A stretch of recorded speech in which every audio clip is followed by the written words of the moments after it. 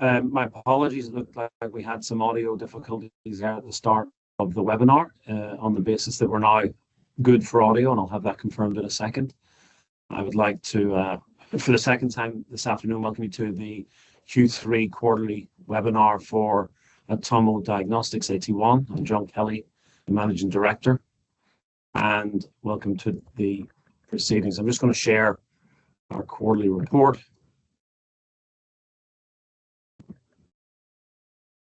In terms of highlights, we announced the first large order for the vending machine program supply chain scale-up that's funded through the federal government, and we also announced launch into New Zealand market through a partnership with Chemist Warehouse New Zealand.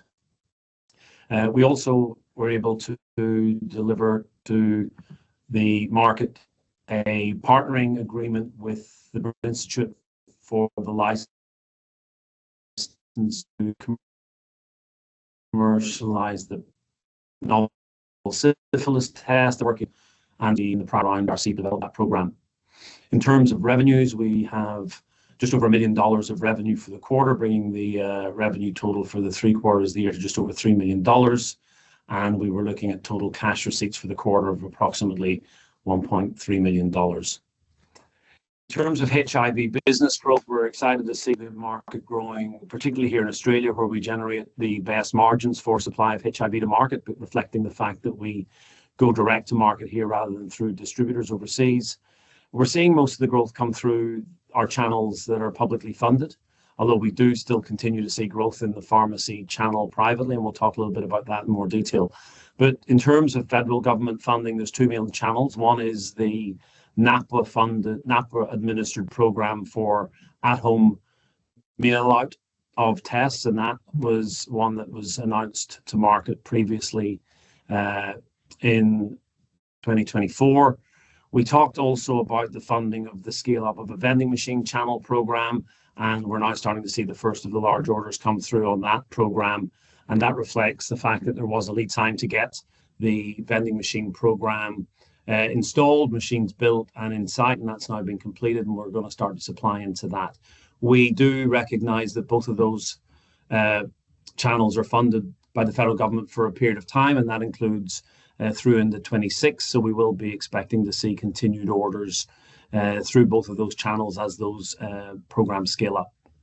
And that's going to continue to grow the public health business that we can expect for HIV self-testing. And that sits nicely alongside the program into pharmacy retail. And we continue to see new pharmacies coming on to the sale of product. And we also were pleased to announce that we have secured access through Symbion, which are one of the 2 large channels of wholesalers supplying the market. And that now means that we can supply essentially all pharmacies in the Australian network rather than just ones that were covered under our original agreement with API. And that access into new pharmacies we expect to see translating into new pharmacies stocking and selling product. So across both the private sector as well as the emerging public sector, we're starting to see significant and continued momentum for HIV self-testing in Australia. And we think that talks to a market that's only going to grow globally as self-testing becomes more mainstream in the lexicon of consumers as well as in policy for public health. And here we have a picture of the test newly launched in Chemist Warehouse in New Zealand. They're the largest retail pharmacy chain in New Zealand, and we're very pleased to be into that market with an established credible player, and we look forward to seeing sales out of New Zealand grow over the months and years ahead. In terms of our active syphilis test, we announced in 2024 the securing of a $2.44 million grant from the Commonwealth Government to take the initial work that had been done by ourselves and the Broad Institute to put their novel syphilis assay onto our Pascal device and show that it was able to not only detect syphilis, but to be able to detect active syphilis and distinguish it from prior treated syphilis, which is a limitation of current rapid syphilis tests on the market. The data we were able to present to the government allowed us to secure that grant and move forward with the further development and testing of the product. We're currently doing further analytical testing, which we expect to finish next month, and that will really allow us to establish the performance claims for the test, and that supports us moving forward with clinical and regulatory efforts, as well as being able to talk to potential partners globally around not only when we can expect to get that product to market, but also what that product will do, we believe, in terms of performance claims in both professional and self-test markets. And we do feel that the product on the Atomo platform, with the ability to be more specific for active syphilis, really adds a lot of unique value into the market. We're very excited about that. The feedback we've had from clinicians in a number of key markets, including in the US, for that assay on Pascal has been extremely encouraging. And the agreement that we've now secured with Burnet allows us to be able to go out and have those commercial discussions, with the ability for us to make representation that we can now not only develop this test, but bring it to market as the exclusive commercialization channel. We also announced in this quarterly an amendment to our partnering agreement with Atomo Diagnostics for supply of our Pascal cassette to their test for FebriDx. We have an agreement that was in place from prior to our listing in 2020.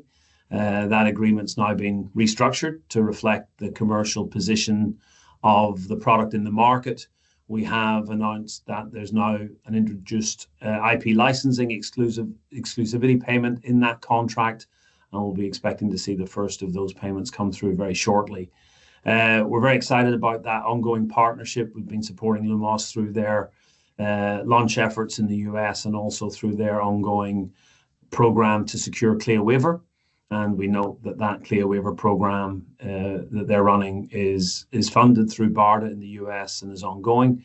And obviously that CLIA waiver status approval, if and when secured, would not only support scale up of FebriDx in the US market as a reimbursed test, but would give us the ability to look to bring our own tests and offer new partners a CLIA waived capable platform that is really important for looking to secure US partnering over the longer term.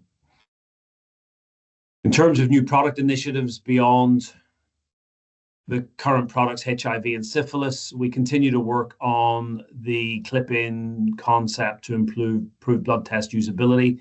We call that platform Florey. We've got some pictures here in the quarterly around that concept. Development work is proceeding at pace, and we're very happy with the concept performance that we've got. Pascal is ideal for companies that are looking to build a product dossier for a new assay. And we've shown with our partnerships with NG and with Lumos that can be done successfully, and that those partners can secure regulatory approval and market traction. However, for tests that are already in market in a standard cassette, we wanted to be able to deliver to them something that offered Atomo usability, but was more of an accessory. And the reason for that approach was that by not having the test in the device, in the Atomo device is not the finished IVD, so it doesn't need to have the regulatory approval that a diagnostic test requires. It can be introduced much more streamlined and cost effectively to partners that want to avail themselves of Atomo technology, but not go through the effort and cost to revalidate their clinical and regulatory approvals. And we think that that reduced pathway to market makes the barriers to adoption much less, and the engagement we've had with a small number of partners to date to show and demonstrate the concept really would tend to support our rationale that by reducing the clinical and regulatory burden of adopting our device, we have a much easier path to market, and we'll be looking to move forward later this year with finished, fully functional prototypes that we can then use to secure, we believe, some supply agreements into partners who want to improve their usability, possibly look to move to CLIA waiver or self-test approval, but not have the cost and effort to have to completely revalidate the regulatory approvals. And we'll certainly keep the market up to date on that, but we do think it provides an Atomo solution in a very large established addressable market. If we look to the financials in a little bit more detail, We have just over $1 million of revenue for the quarter. That's just under $500,000 from HIV test sales, another $250,000 from supply of Pascal to partners, and a further payment from the grants. Brings total grant revenue to market 3.1 for the first 3 quarters of the period, representing a growth on the comparable period. In contrast, our operating costs continue to moderate. We have been very focused over the last 2 years in bringing down the inherent costs in the business, with more than $2 million now pulled out of OpEx over that period. And we announced last week further plans to reduce operating costs, and we'll talk a little bit about that plan moving forward. Cash receipts for the quarter were around $1.3 million.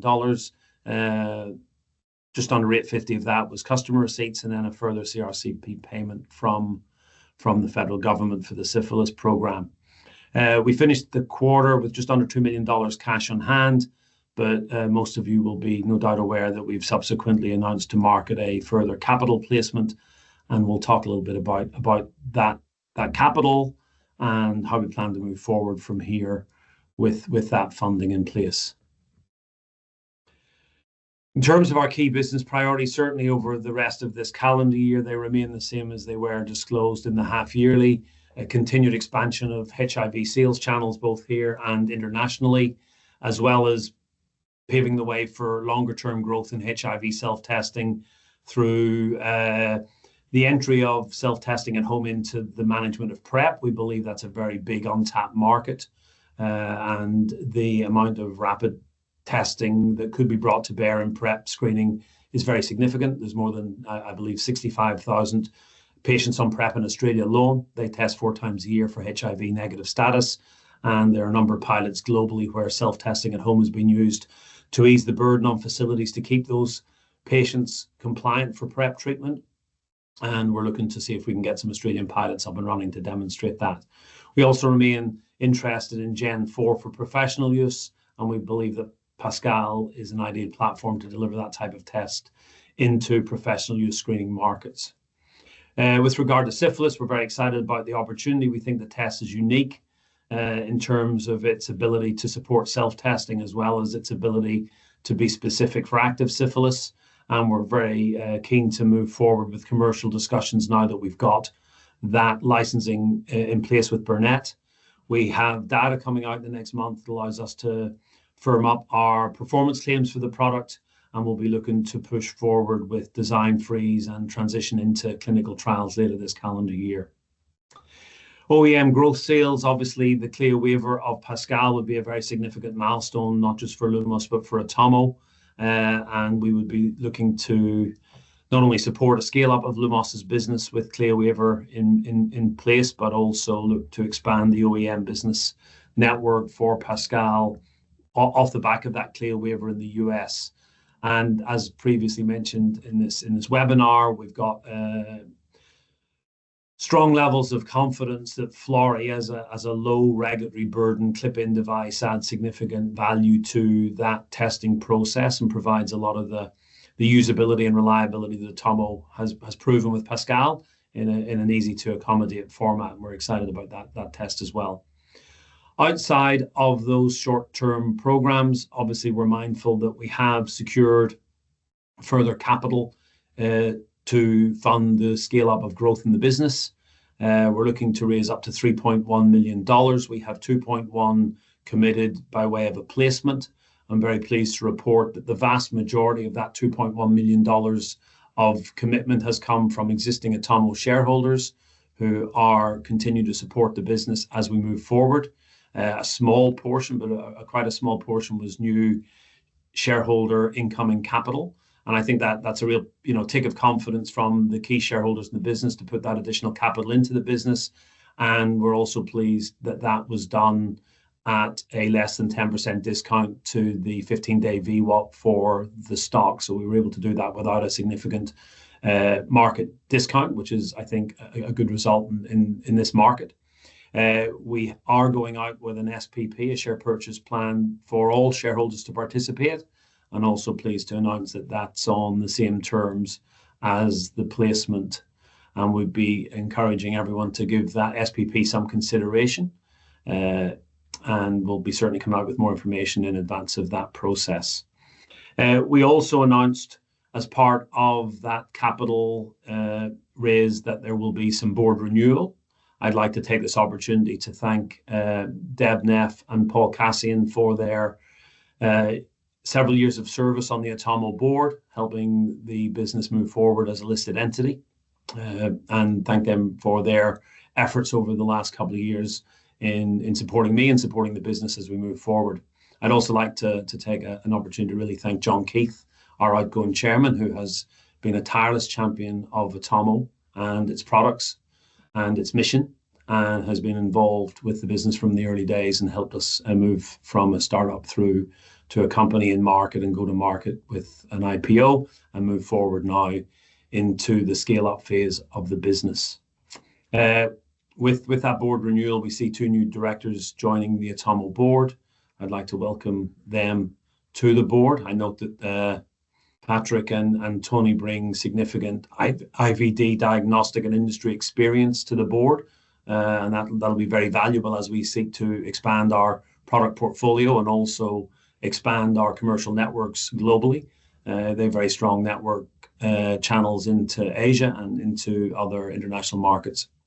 And we'll be certainly looking to avail ourselves of their not only their networks, but their experience and their input as we seek to move forward now that we have been able to improve the balance sheet and support the business growth as we move forward. I'd like to thank everyone for their continued support of the business, and we look forward to bringing you further announcements later in this quarter as we move towards end of year and start to move forward into FY26 with these exciting product developments. We have had a couple of questions that I just wanted to follow up with. One of the questions: what is the situation with relation to Atomo's business and the US-Chinese trade war? Like virtually every business on the planet, we're waiting to see how things develop. We do note that the category code that the products are, medical device products, were brought into the US were previously exempt. We're waiting to see what the longer term opportunities might be from a realignment of the supply chain into the US, but at the moment we're really just waiting to see what comes out of these developments that tend to be moving at a very rapid pace. We also had another question in relation to Atomo has a number of agreements that have significant licensing and revenue commitments. How does Atomo keep a track of that? We have a long-term forecast, and into that forecast we have monthly expectations of revenue based on contract commitments and payments. We monitor those monthly. We report to the board any variations to those, and on occasion we are able to go back and restructure agreements when necessary. And I would point to the restructure of the Lumos agreement to show that when we need to amend agreements to keep them relevant and applicable and in Atomo's interests, then we're more than happy to do that, and that will from time to time see a change to terms and also the introduction of licensing fees that we feel help validate the value of our technology to our partners as they move forward in the business. But it is something we keep close eye on. I'd like to thank everyone for their time. I just wanted to finish by saying that we continue to see not only growth in the business, but improvement in the gross margins in the business. And I think that's really important to call out. Our gross margins were blended over the business at about 40% historically. That reflects a large portion of our revenue coming in from global health, where we typically saw volume, but not necessarily good margins.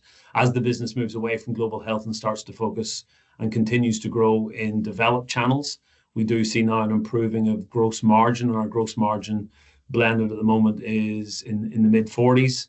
I'd make the point that we are still at pilot scale phase in business scale up, and we do see significant opportunities to move to higher margins, and we're targeting margins in the high 50s, early 60s at scale, and we're on track to deliver that. So the margins that we have are reasonable for the pilot phase that we're at, and certainly the technology we have and the uniqueness of that technology does allow us to generate, margins at scale in the high 50s and low 60s, and that's very competitive for medical device diagnostic products. So we'll continue to report on that as those metrics firm up.